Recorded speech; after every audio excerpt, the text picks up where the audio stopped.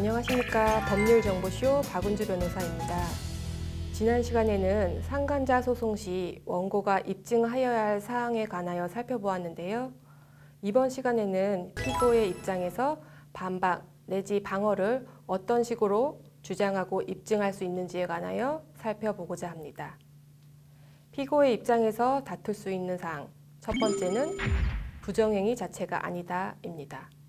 즉, 부정행위로 인정될 만한 언행을 한 적이 없다.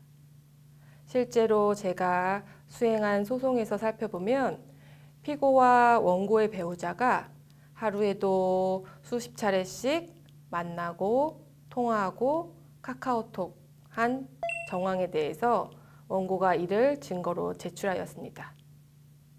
그러나 이 소송은 원고가 패소하였는데요.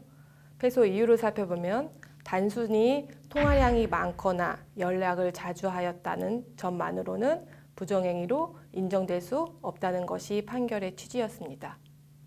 그런데 부정행위로 인정되지 않아서 원고가 패소되는 경우는 극히 드뭅니다.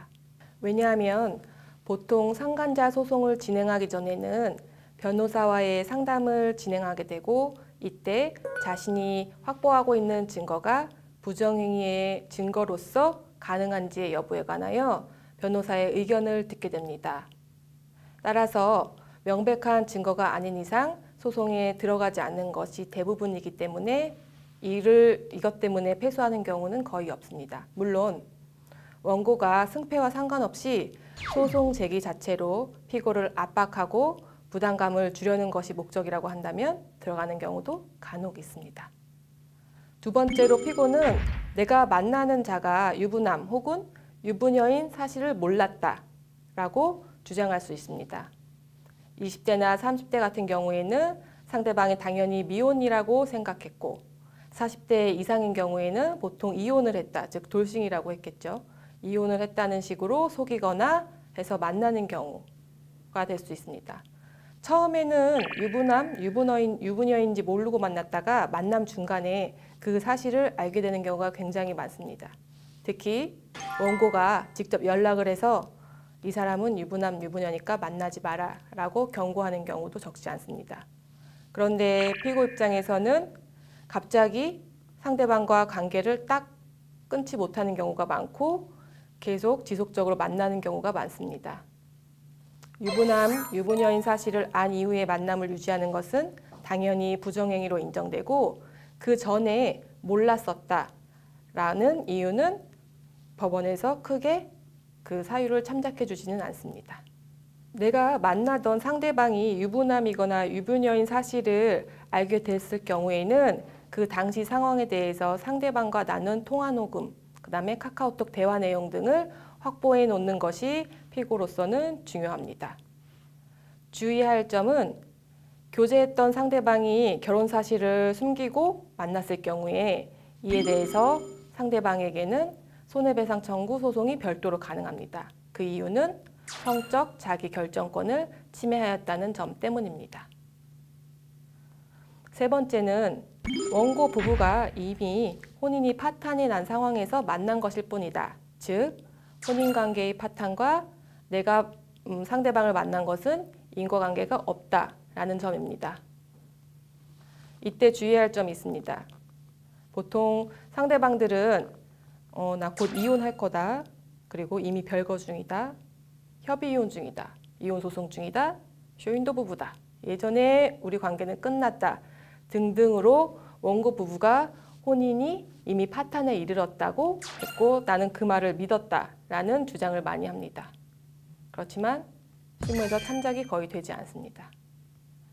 실제로 원고 부부의 혼인이 파탄이 이룬 뒤 만났다는 점이 객관적으로 입증되어야 한다는 것을 주의하셔야 합니다.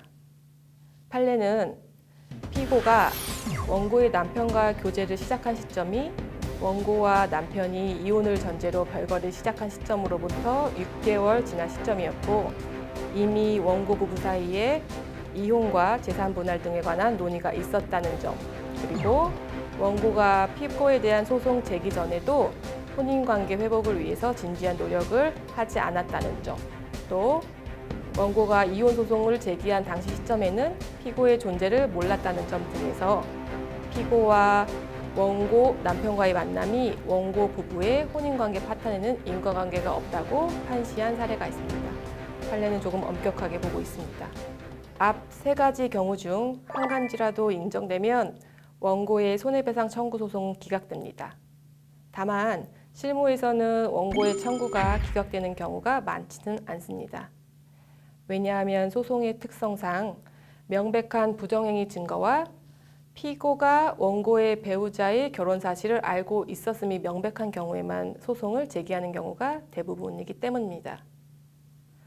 그렇다고 피고로서는 원고의 청구를 기각시키기 어려운 상황에서 자신의 억울함만을 호소하거나 부정행위 자체를 부인하는 태도를 유지하는 경우 재판부에서는 이것을 굉장히 좋지 않게 보거나 원고를 더욱 흥분시킬 수 있어서 소송 내외적으로 유리하지 않다는 점을 주의하여야 할 것입니다.